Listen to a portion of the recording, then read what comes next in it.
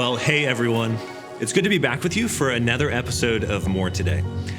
This weekend, we talked about our core values as a church, the sort of postures that help to define who we are and why we do the things that we do. Those 8 things shape what we do and where we go, and while our entire identity as a church isn't isolated to those 8 values alone, they are the heartbeat of Christ Chapel. And as I prepared for this past weekend and this devotional, I started to consider what my core values are as a person. What are the postures that help to define my life and inform how I not only move in, but interact with this world? Every action stems out of or comes from a belief.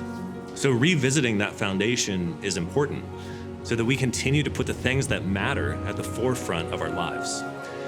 I have a friend who every year on his birthday sets aside some time to reflect on the previous year and then looks forward to the next, reminding himself of what's important to him and what he values. It's an intentional and deliberate shaping of who he is, and I've seen him better because of it. At the birth of a new year, maybe that would be a good practice for you and me, to sit down and consider what's important to each of us and what sort of postures need to guide us in the time ahead. It can be how you interact with your family, how you handle your finances, what you want the people you encounter to come away with, how you approach your work, and what role the gospel plays in all of it, just to name a few ideas. But I want to encourage all of us to take that time to consider those things. Our core values as a church are important enough for us to revisit every year, and now is a great opportunity for you to think about your own.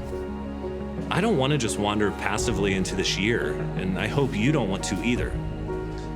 What are the things that bring you to life? How do you want to hold and offer the gospel? Are there different ways you can prioritize your roles and resources?